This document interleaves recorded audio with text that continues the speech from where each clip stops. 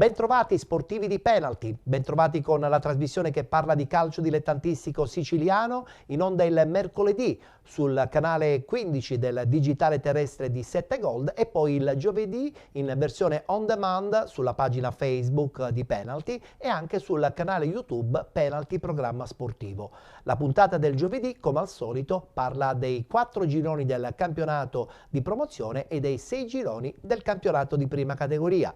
Partiamo con il girone A del campionato di promozione.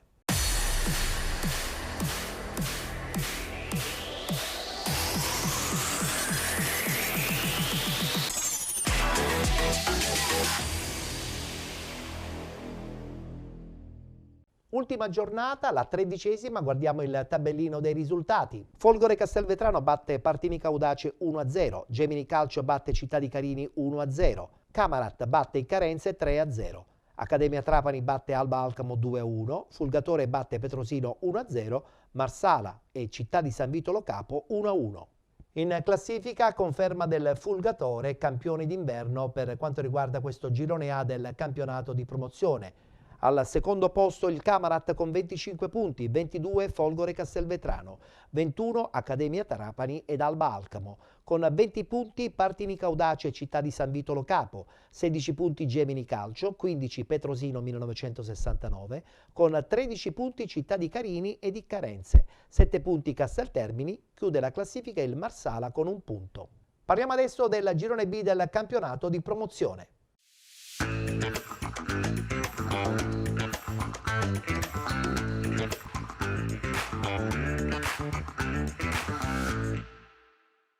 Anche qui, 13ª giornata, ultima giornata del girone di andata, i risultati sono i seguenti. Geraci batte Gorgonia Delia 3-0, Aspra batte Sant'Angiolese 3-2, Castelluccese batte San Fratello 2-1, Villarosa Calcio batte Città di Casaldaccia 3-2, Lascari Cefalù batte il Città di Mistretta 3-1 ed infine Supergiovane Castelbuono batte Profalcone 2-1, ha riposato il Gioiosa.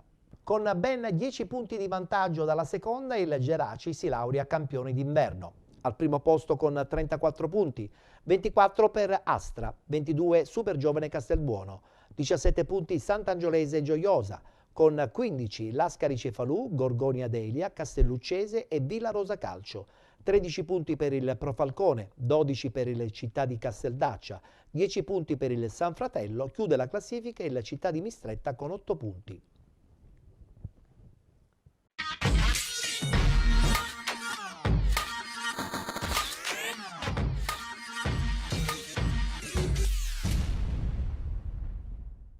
Se si vogliono passare delle belle vacanze natalizie bisognerà dare tutto perché dipende da qui. Benvenuti al Comunale di Marineo, provincia di Palermo e città di Casteldaccia Villarosa. Siamo nella 13ª giornata del girone B di promozione siciliana. La battuta dalla distanza, pallone che non esce di moltissimo. Ci ha provato in questo modo Simone Lombardo. Babagi a giro verso la porta, c'è la deviazione vincente, il vantaggio del Villarosa, la traiettoria di Moussa Babagi 1-0. Va avanti Fernandez, superando così l'avversario, mette il cross in mezzo, c'è il tiro al volo, che gol di voltaggio, il pareggio del Città di Casteldaccia con il classe 2003 1-1. Va Chifari, morbido, colpo di testa, lieve voltaggio, sotto porta, ma il gol è annullato per fuorigioco. La prende Zongotinga, insiste nella corsa, Varvarà, calcio di rigore, fallo di Varvarà. Lombardo, potente a battere Macaluso, il Villarosa di nuovo in vantaggio con Simone Lombardo. C'è il varco per Bangura, il pallone scorre verso Caba, davanti Macaluso, face to face tra i due, Caba, c'è il passaggio per Debelé. Il 3-1 al 94esimo che chiude definitivamente i giochi.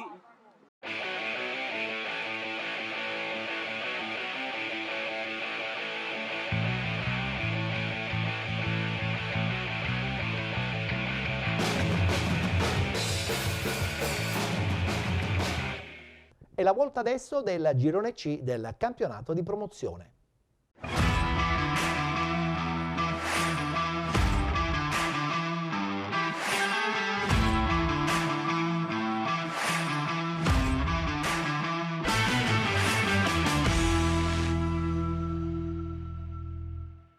Guardiamo i risultati di questa 13ª giornata. Atletico Messina batte Belpasso FC 2014 2-0. Catania San Pio X batte Valdinisi 2-1. Città di Aci Sant'Antonio batte Nuova Azzurra Fenice 2-1. Vittoria fuori casa anche per il Messana 1966 3-1 contro il Sant'Alessio. Valle del Mela Calcio Città di Calatabbiano 0-0. RSC Riposto Promende Calcio 1-1. Con questo pareggio interno, la Russo Sebastiano Riposto diventa campione d'inverno. Guardiamo la classifica. RSC Riposto con 27 punti Messana 1966 e Città di Aci Sant'Antonio, 23 punti Belpasso FC 2014, 20 punti Catania San Pio X, con 19 Promende Calcio, 18 punti Valdinisi, con 12 punti Città di Calatabbiano e Sant'Alessio, 11 punti per Valle del Mela e Nuova Azzurra Fenice, 10 punti Atletico Messina, chiude la classifica la Gescal con 4 punti.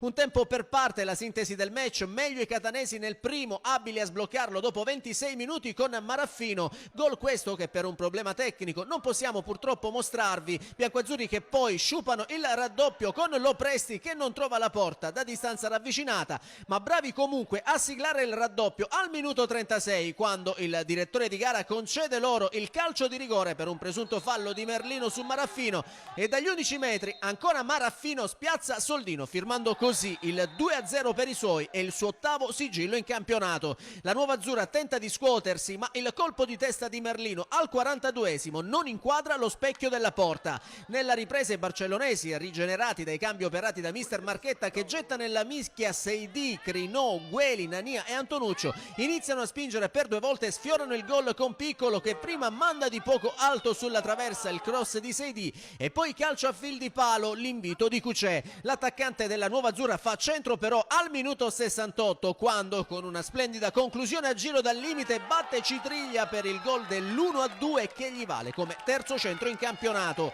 L'Aci Sant'Antonio si fa vivo nel finale con la punizione di Maraffino che sorvola di poco la traversa. Nei minuti di recupero però la Nuova Azzurra tenta il tutto per tutto senza trovare comunque il pareggio sperato. Per i barcellonesi è la quinta sconfitta consecutiva in casa, l'11 del Longano rimane fermo al terzultimo posto con 11 punti, mentre l'Aci Sant'Antonio, che infila il quarto risultato utile di fila, si conferma in seconda posizione con 26 e si porta a un solo punto dal primato.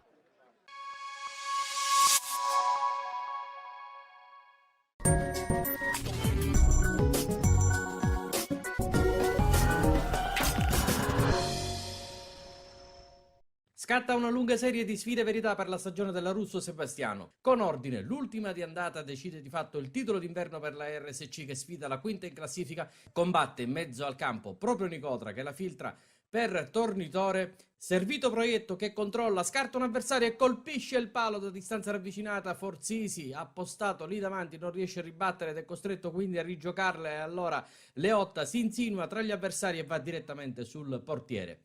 Alla mezz'ora punizione di Leotta, Tornitore alla battuta a rete, la Promende mura tutto e l'RSC non va oltre il calcio d'angolo. Quindi Leotta per Mangano che la mette in mezzo, Tornitore la pettina nel cuore dell'area di rigore e all'intervallo finisce 0-0. Si riparte con Saro Patanè che lancia Leotta, per lui è mezzo offside ravvisato dal secondo assistente Di Martino di Ragusa che qui all'occhio estremamente vigile, non altrettanto più avanti su un episodio almeno da cartellino giallo, ma intanto è sempre RSC all'offensiva. Leotta pesca Proietto, stop e straordinario assist per Tornitore che col piatto la spedisce sul fondo e fallisce un match point che sarebbe valso l'1-0. Al 17esimo una clamorosa svista arbitrale, tanto clamorosa da non esserci nemmeno calcio di punizione. Milanese spinge Proietto sotto gli occhi dell'arbitro Mangiapane e a 10 metri dall'assistente nessuno dei due vede nulla, si ode in lontananza qualche protesta dalla panchina e per le proteste appunto ne fa le spese il tecnico Eugenio Seminara, spedito direttamente in tribuna. La partita vive i primi momenti di nervosismo, ma in mezzo alla tensione la RSC al 19esimo riesce a impadronirsi della sfida. Leotta dall'out, la Promende è sparita da un bel pezzo dal campo. Luca Mangano all'occasione delle occasioni non se la lascia sfuggire, scatenando l'entusiasmo di squadra e pubblico per un vantaggio che è ampiamente meritato, e cade quasi a metà del secondo tempo il primo gol in stagione per Mangano, che è il 14° giocatore ad entrare in classifica marcatori della Russo Sebastiano. E allora 1-0, mezzo obiettivo è compiuto. L'altro mezzo è nei restanti 20 minuti finali, in cui sembra non esserci partita. Prima Leotta, esplode il mancino verso l'incrocio che viene appena lambito, poi attenzione a Salemi che vede e trova sul lungo tornitore. Vengono girati gli ospiti con corsa e dribbling verso l'area di rigore, palla a Proietto che la ritorna di prima intenzione allo stesso tornitore destro secco. Bucca è il migliore della Pro, il 2-0 è sfumato. Tra gli applausi lasciano Proietto e Leotta, vanno dentro Napoli e Michele Patanè, di minuti ne mancano 13 alla fine. Su un laterale degli ospiti viene assegnata una punizione tutt'altro che limpida quando Di Mauro e Aloe entrano a contatto. E allora batte Milanese e Salemi colpisce dal lato sbagliato. Risultato autogol, beffa RSC e Promende che vede recapitarsi direttamente in poltrona un pacco dono da un punto praticamente insperato. Un regalone che però scatena le ambizioni di conquista quando Impalà prova a sorprendere Cisterna, che quasi con rabbia mura la porta, col pensiero rivolto all'episodio dell'autogol di prima, che non è il solo a far recriminare, perché se ne accompagna un altro nel finale di gara inferto dall'arbitro, che prima ammonisce Tornitore per proteste a seguito di un calcio di punizione non concesso vicino al fallo laterale, poi gli scarica il rosso diretto per una presunta smanacciata su Irrera. Tornitore salterà, a meno di referti magnanimi del direttore di gara, le prime 2 del ritorno. Poi si pareggiano i conti numericamente quando siamo all'extra time. Il rosso viene mostrato a Irrera, reo di fallo sul neoentrato Bonaventura. La RSC Riposto fa 1-1 con la Promende e con non poco rammarico, laureandosi campione d'inverno di promozione C 22-23 con 27 punti in 12 partite, rimanendo imbattuta alla Verna da 38 sfide.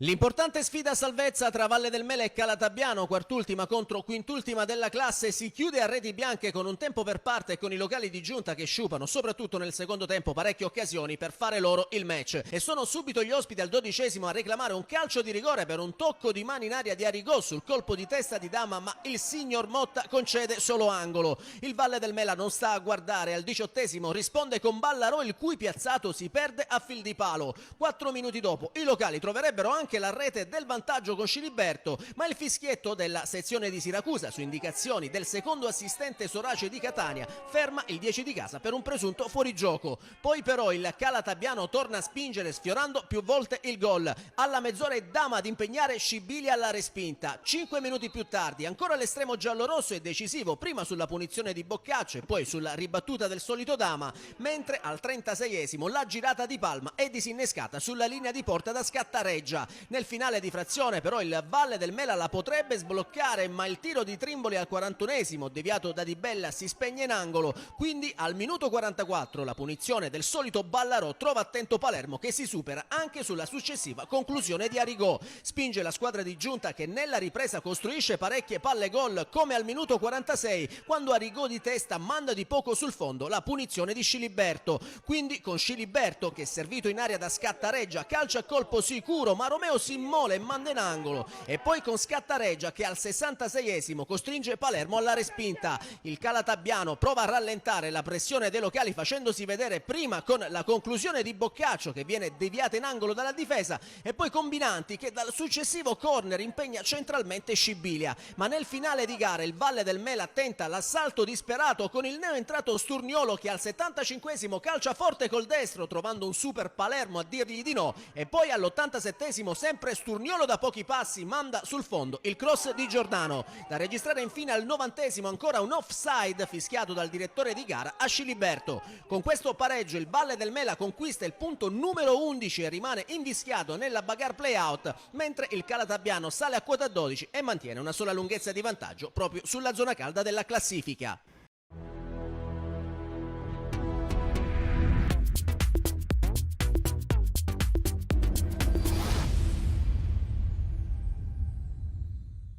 Concludiamo il campionato di promozione presentando il girone D.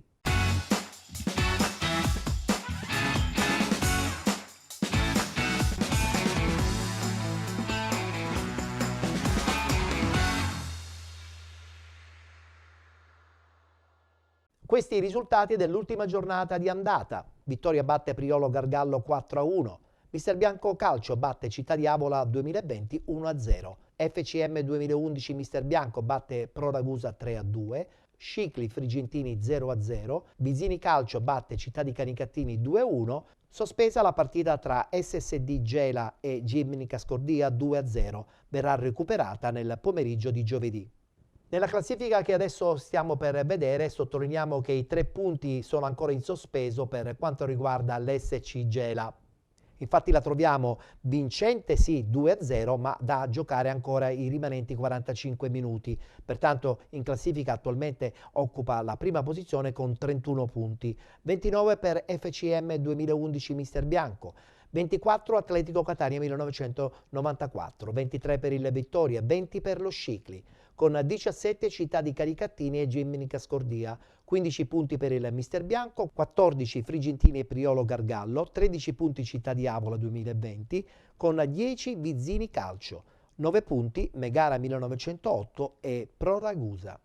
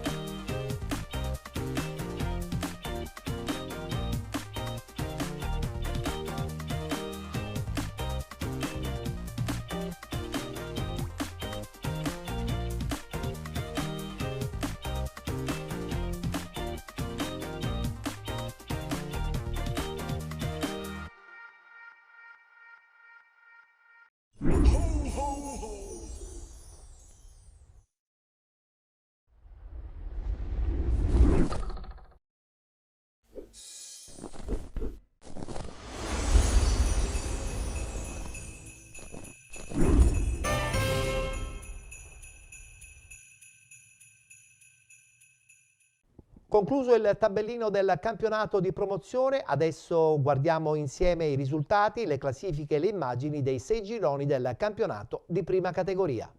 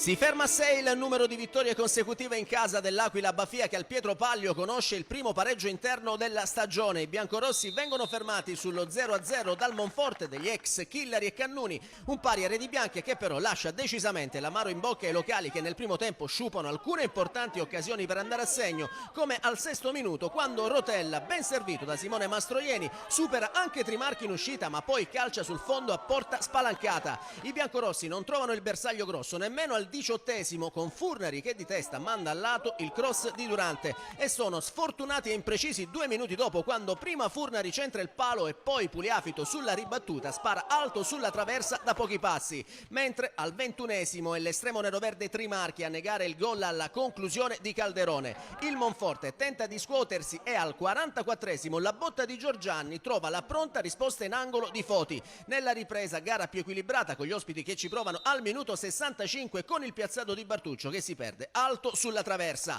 1 minuto dopo Aquila in 10 uomini per l'espulsione di Pugliafito, che si becca il secondo cartellino giallo dall'arbitro per il fallo su Niceta. Nonostante l'inferiorità numerica, i biancorossi mantengono il risultato inchiodato sullo 0-0 e alla fine conquistano un punto che permette loro di portarsi a quota 30 in classifica insieme al Città di Galati, che proprio alla ripresa del campionato nel nuovo anno sarà di scena al Pietropaglio nel match clou che potrebbe valere un'intera stagione.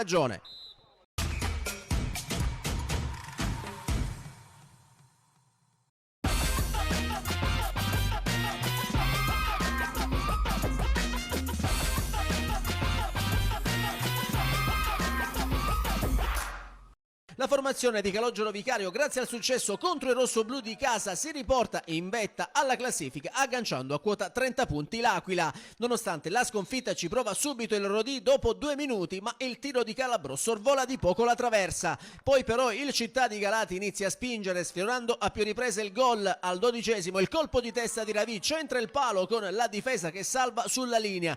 1 minuto dopo Eric Campisi mette scompiglio in area rosso-blu, ma il suo tiro deviato si perde in angolo. Quindi al 24° Vicario solo davanti a Fazio si fa respingere il tiro a colpo sicuro e infine Emanuele Serio di testa non c'entra di poco lo specchio della porta. Gli sforzi della formazione ospite vengono premiati però al minuto 37, quando Vicario è bravo a superare Fazio col destro e spianare ai suoi la strada verso la vittoria. Per il classe 2003 è l'11ª rete in campionato. Il Rodì tenta la reazione ma senza creare particolari problemi a De Francesco, mentre al 44° il Città di Galati raddoppia con Ravi che riprende la respinta di Fazio sul tiro di Frisenda e col destro fa 2-0 per i suoi e primo sigillo in campionato. Nella ripresa il Rodì Milici prova comunque a riaprire la partita e al primo minuto la botta di Calderone sorvola di poco la traversa. Il Città di Galati però si dimostra squadra cinica e spietata e dopo un calcio di rigore invocato su Eric Campisi, sul quale il signor Puglisi ammonisce per simulazione il 10 ospite, l'11 di Calogero Vicario cala comunque il tris al minuto 72 quando Frisenda raccoglie l'invito di Emanuele Serio e presentatosi davanti a Fazio non sbaglia il 3-0 e il suo 9° centro in campionato. Insiste il Città di Galati e al 74° il colpo di testa di Eric Campisi è prontamente respinto da Fazio. Nel finale poi da registrare un tentativo di Calabrò per i padroni di casa che dal limite non inquadra comunque lo specchio della porta. Il Città di Galati è dunque campione d'inverno, mentre il Rodì Milici alla sua seconda sconfitta di fila rimane fermo a quota 18 punti.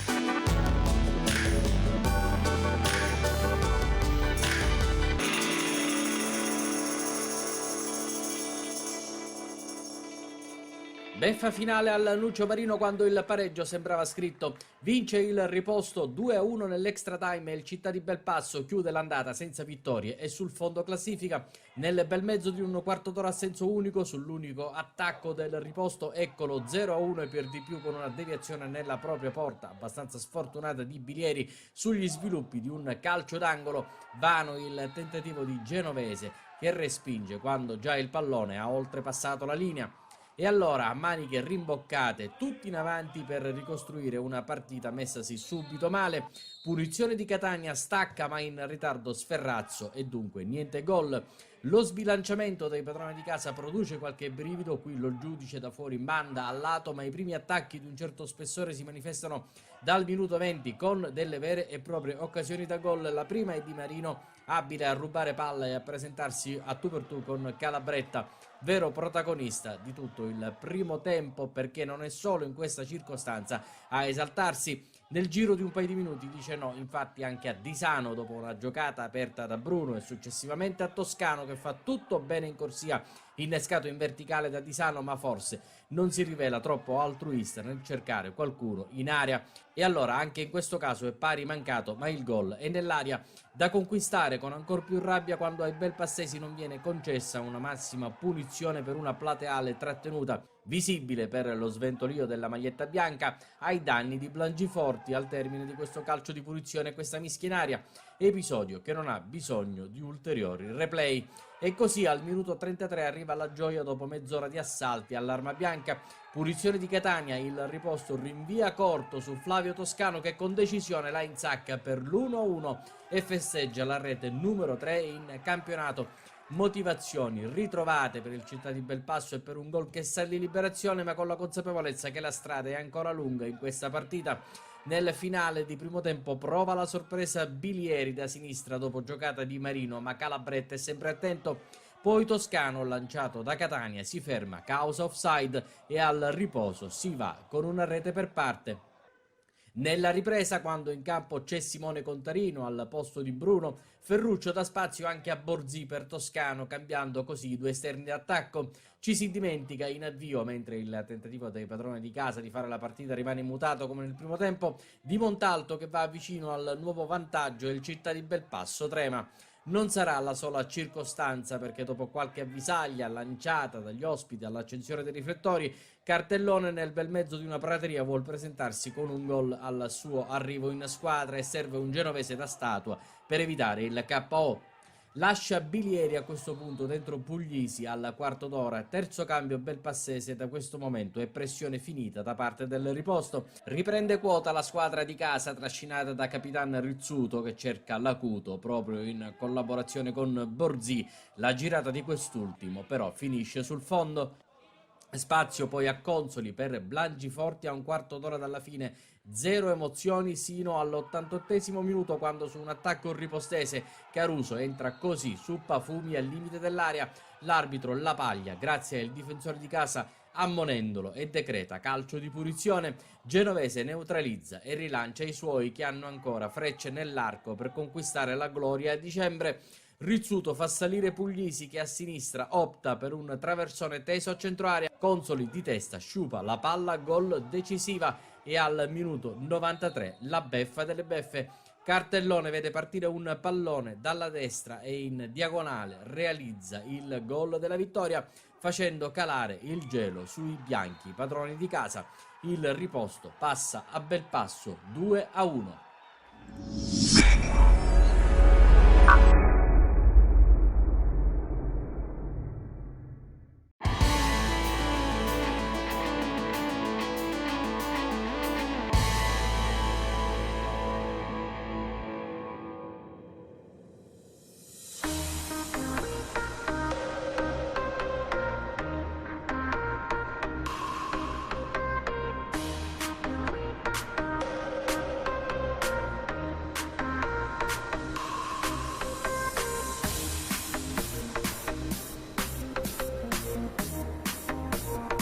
Pensavo potesse finire sul pareggio, però ripeto, loro sono stati più bravi, hanno approfittato di una nostra mancanza e quindi hanno portato con esperienza a termine la partita. Per noi comunque rimane un buon test, sono molto soddisfatto anche perché ripeto gli obiettivi sono diversi, è sempre un derby, si vuole vincere, però abbiamo dimostrato sicuramente sul piano del gioco di essere presenti e di non essere meno di loro.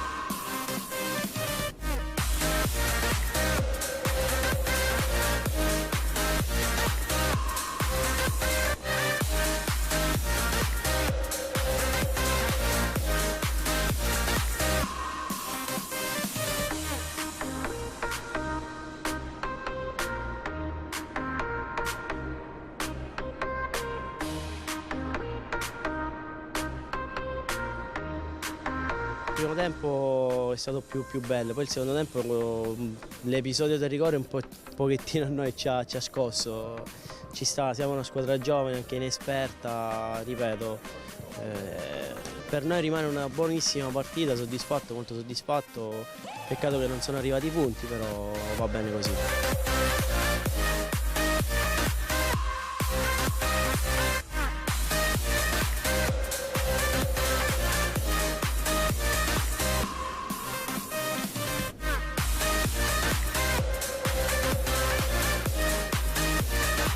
Sapevamo che sarebbe stata una partita difficile perché noi soprattutto in settimana abbiamo avuto tutta la squadra influenzata e quindi oggi abbiamo avuto grandissime difficoltà a livello di condizione.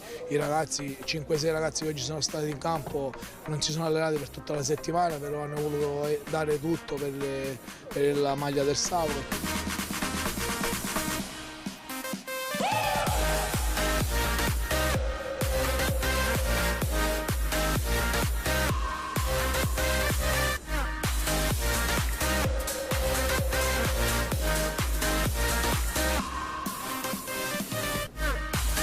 Forse ha inciso la nostra voglia, la nostra qualità nel fare 2 sostituzioni importanti, perché Peppe Colloca è entrato in campo oltre a Condorelli e hanno cambiato la partita in pochissimi minuti, e poi Paolo Abate con il grandissimo gol del 3-1 ha sigillato la grande vittoria.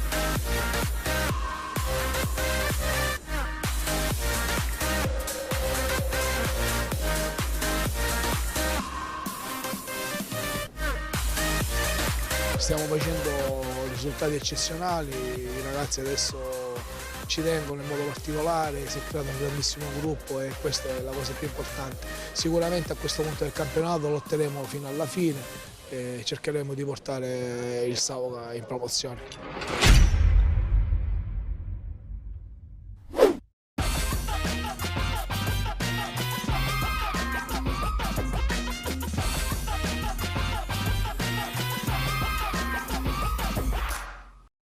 Giro di boa nel campionato di prima categoria, 13ª giornata, ultimo turno del girone d'andata per il Caggi, che dopo la sconfitta interna contro il Furci cerca il riscatto in casa dell'Atletico Biancavilla. Siamo infatti all'Orazio Raidi, la formazione di mister San Giorgio. Nell'ultimo turno ha pareggiato 2-2 contro il Città di Lingua Glossa. Si parte col film del primo tempo grazie all'immagine a cura di Isidoro Racidi, sesto di gioco, prima occasione per Di Paolo, ma Montesanti blocca senza problemi. 12º ancora Atletico Biancavilla, la conclusione stavolta è di Longo che si spegne direttamente fuori. 18º punizione di Cantarella, la palla rimane lì in aria, c'è la zampata di Franco. 0-1 Caggi all'Orazio Raidi di Biancavilla, avanti la formazione di mister Camarda. Minuto 27, nuovo calcio di punizione, ci prova Varrica, è insidioso, non abbastanza per trovare il raddoppio. Al 35º tentativo lungo di Riccina, poi Cantarella apre a memoria dove c'è Varrica, si ritrova a tu per tu col portiere, prova a batterlo col destro, un errore non da lui, se l'è divorato. Partiamo con la ripresa. Al 50º nuovamente il Caggi in zona offensiva, combina un pasticcio la difesa dell'Atletico Biancavilla, ringrazia allora Franco che in spaccata fa 0-2, ancora il re degli ospiti. Questo però è un regalo da parte di giallo-blu. Al 55º l'Atletico Biancavilla prova a insidiare la porta di Montesanti con questa azione prolungata che genera un calcio di rigore. Il massimo dal dischetto si presenta Di Paola che spiazza il portiere. 1-2, partita riaperta, minuto 60, esce Silvestro nelle fila delle Caggi, al suo posto Alaimo. 65º Chirillo riceve da Franco, va dalla distanza Chirillo, il gol dell'1-3. Caggi nuovamente sul +2 con uno degli uomini simbolo. Al minuto 68 punizione di Cantarella, il numero 10 sorvola la traversa. 72º entra Costanzo, esce Chirillo. 75º ancora i rossoblù col pallone in mezzo, Franco col colpo di testa per poco non trova il poker. 77º cross dalla sinistra per Branchina, anche l'Atletico Biancavilla pericoloso, nessun problema però per Montesanti. Riccina con questo lungo lancio all'80º mette ancora alla prova la forza, l'atleticità di Varrica che qui impegna il portiere senza grosse pretese. Al minuto 82 entra lo Iacono, esce Franco. 85º Vaccaro dalla sinistra, mette il pallone in mezzo, arriva Laimo, colpo di testa sul palo e poi ancora lui a ribadire il rete. 4-1 del Caggi al 90º, ultima chance per la formazione di mister Camarda con lo Iacono dal centrodestra, mette il pallone in mezzo, colpo di testa di Varrica, la traversa, il pallone torna in campo. Cantarella, botta sicura, secondo legno consecutivo del Caggi, ma è triplice fischio poco dopo all'Orazio Raidi di Biancavilla. Finisce così il 2022, un grande anno per la formazione del presidente Marinello, seconda in classifica nel campionato di prima categoria. Finisce con la vittoria per 4-1 sul campo dell'Atletico Biancavilla.